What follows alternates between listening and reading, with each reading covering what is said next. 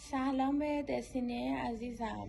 خوشحالم که شما رو دارم، خوشحالم که توی کانال من هستید، باعث افتخاره و خوشحال میشم که نظراتتون رو برای ما کامنت بذارید. مسائلی که دوست دارید راجبش فال گرفته بشه بر ما کامنت بذارید، یا مثل همیشه ایمیل بزنید طبق همون برای شما انرژی خانی انجام بشه یا فال گرفته بشه. یلداتون مبارک باشه.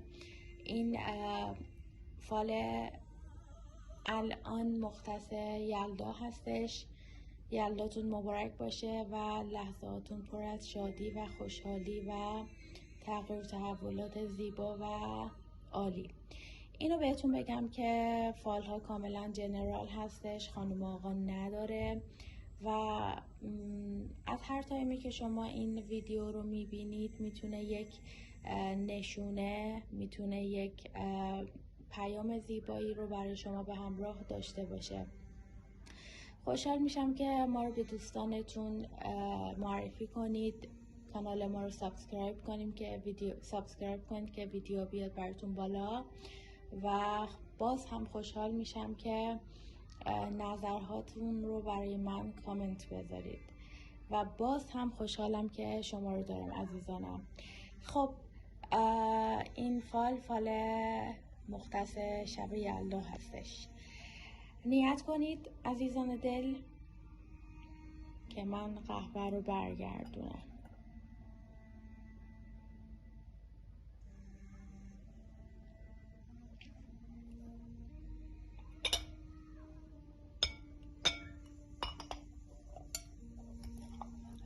آمین که هرچی خیره براتون رقم بخوره.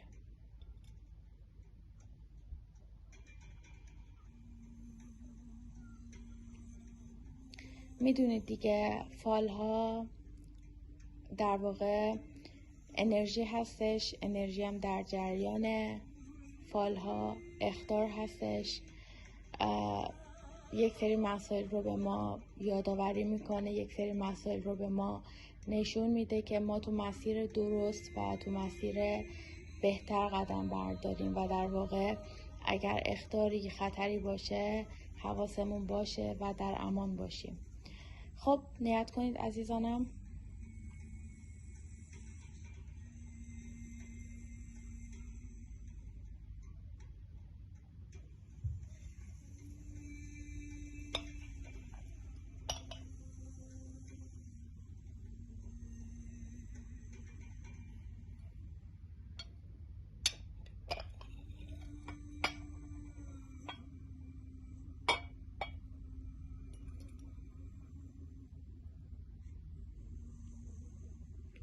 کلاً این مدت به خاطر سیاره ونوس وضعیت‌های کوچولو پیچیده است، برای همین یک کوچولو فال ها میتونه سردرگم و پرتنش باشه، ولی خب ما بعد مثبت قضیه رو نگاه میکنیم. درستش هم همینه.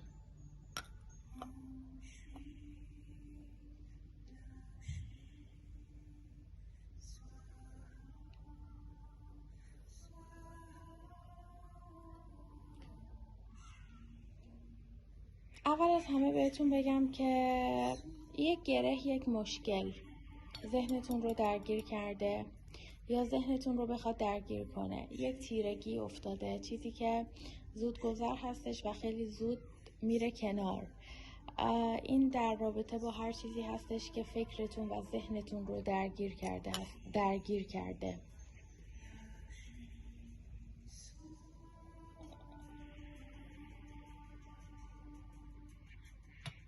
اینجا باشه، این هم اینجا باشه. اینو بهتون بگم کلاً فالتون یک کوچولو خیس هستش، همچنان همون تنش و تیرگی که مخصوصا توی پاییز اکثرا داشتیم و داریم و داره میره کنار قطعا، چون ببینید روون هستش، داره میره کنار. از طرف دیگه بخوایم تعبیر کنیم، اینجا رو ببینید، یک درختی رو دارم میبینم که شاخ و برگ زده.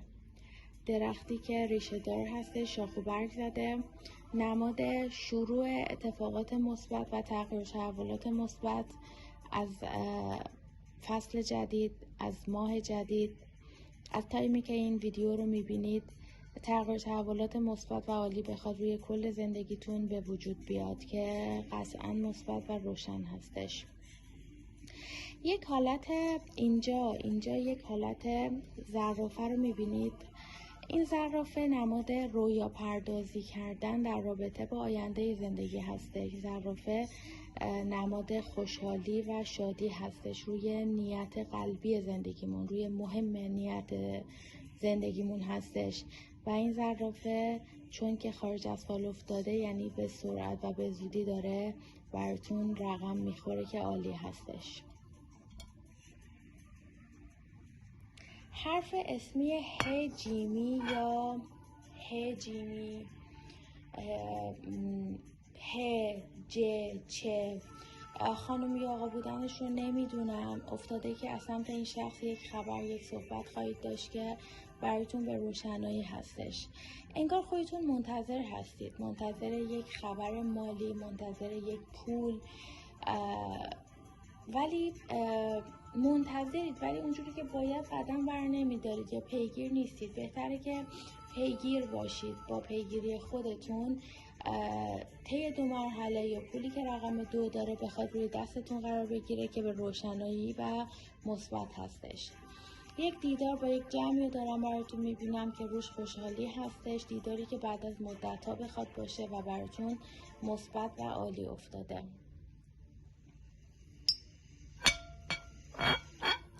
در کل فالتون خیلی روشن هستش، با تمام تنش‌ها و نگرانی‌ها روشنایی رو دارم براتون میبینم.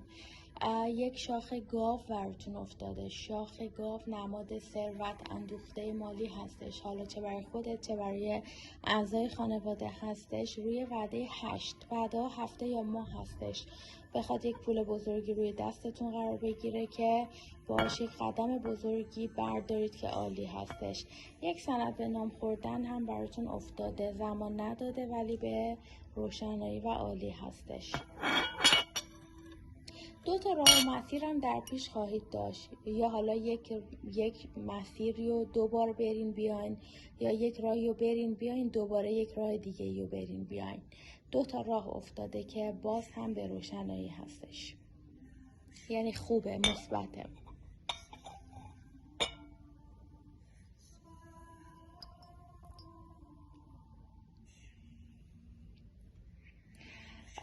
یک سجاده شکر خیلی زیبایی نقش گرفته، یه سجاده خیلی زیبا نقش گرفته. سجاده نماد دعای خیریه که بدرقه راهتون هستش، یا اینکه خودت داری خدا میکنی روی یک موضوعی که روش حاجت روایی و به مراد دل رسیدن رو داری.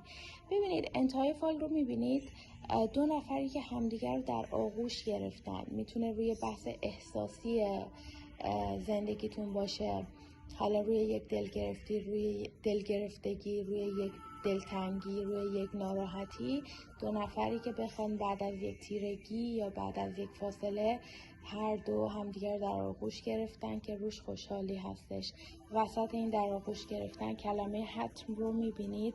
کلمه حتم یعنی اطمینان، یعنی آرامش، یعنی که خوشحالی مثبت و روشن هستش.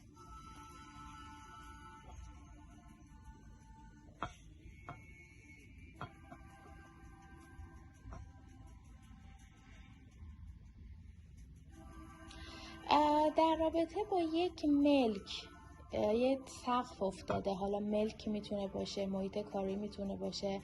انگار یک جمعی بخوان صحبت‌هایی کنن یا تصمیم‌هایی رو بگیرن، روش یک اعصاب خوردی یا یک ناراحتی افتاده، ولی هر چیزی که هست با صبر روش خوشحالی و شادی رو دارید، نگران نباشید.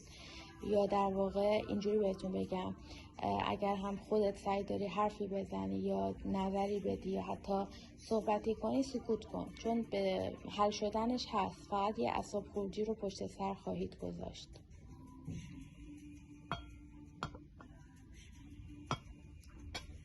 یک لاک پشت افتاده. لاک پشت رو میبینید. لاک پشت نماد کندی و وقفه هستش، مسیری که با صبر و کند داره پیش میره.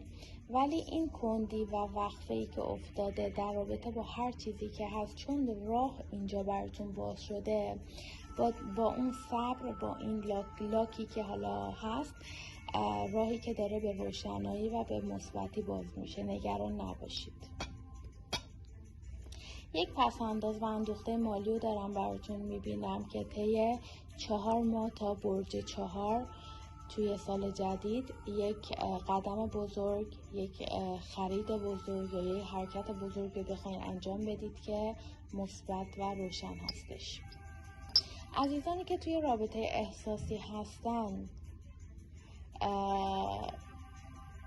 ناآرومی و تنش داشتن یا دارن، چیزی که از سمت خودشون هستش. مخاطب من کسی که داره این ویدیو رو میبینه، خواهش میکنم که بهانه‌گیری‌های الکی رو بذارید کنار. چرا؟ چون راه براتون افتاده، راه بازه و این کوهی هم که افتاده یعنی همون مشکل، همون مشقت، همون سختی که بهتره که این رو خودتون بذارید کنار و این رو خودتون حلش کنید. بهانه‌گیری، لجبازی اگر هست بذارینش کنار تا به اعتدال برسید.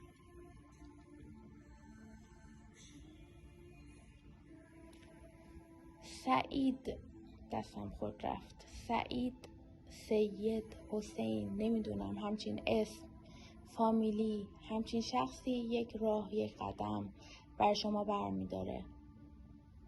همچین شخصی مثبت افتاده در واقع. همچنان فال خیس هستش. اکثرا وقتی فال خیس میفته استرس معنی میده، ناراحتی معنی میده، ولی ناراحتیایی که احساس میکنم، احساس کنم، مطمئنم که الکی یه چیزی رو بخوایم بزرگش کنید، نکنید. ببینید اینجا الان قدم افتاده، مثل پا افتاده. سعی دارید یه قدمی رو بردارید، یک کاری رو انجام بدید، مردد و نگرانید، ولی قدمتون رو بردارید چون روشن افتاده. اگر تیره بود میگفتم دست نگهدار. قدمت رو بردار در رابطه با هر چیزی که هست. قدم صحبت در رابطه با هر چیزی که هست، روش خوشحالی داری. تو یک روز یک شنبه، وعده یک نزدیک. این از فال شب یلدای شما عزیزانم. قطعا بهترین رقم میخوره. اینجا رو ببینید، تیرگی هایی که داره میره کنار. نمیدونم این تیرگی چیه که ذهنتون رو درگیر کرده، یا حتی مزاحمت یا سردرگمی یا حالا دخالت هایی، هر چیزی میشه تعبیر کرد، ولی داره میره کنار و جاش رو به آرامش به شما میده که قطعا هم به خیر و به روشنایی هستش. یلدای زیبایی رو براتون آرزو میکنم و روزهای زیبا و لحظه های پر از شادی و موفقیت. در انتها دوست دارم یه چیزی رو بهتون بگم. بلند شید، قدم بردارید. هیچ کس جز خود آدم نمیتونه روی اهدافش و خواسته هاش راه برای خودش باز کنه. پس خواهشی که دارم، اون بلا تکلیفی هایی که هر از گاهی توی ذهنتون میاد، یه چیز طبیعیه، برای همه هست، بذارینش کنار و قدمتون رو بردارید. قطعا موفقیت دارید. در صورتی که خودتون رو باور داشته باشید موفقیت دارید، نه اینکه به ظاهر نشون بدید خودتون رو باور دارید ولی باور نداشته باشید. نه، واقعا خودتون رو باور داشته باشید، قدمتون رو بردارید و عمیقاً تلاش کنید، عمیقاً باور کنید خودتون رو و بازتابش رو عالی و به روشنایی خواهید دید. براتون خیر و برکت رو آرزو میکنم و باز هم خوشحالم که دارمتون. تا فال بعدی، فعلا عزیزانم.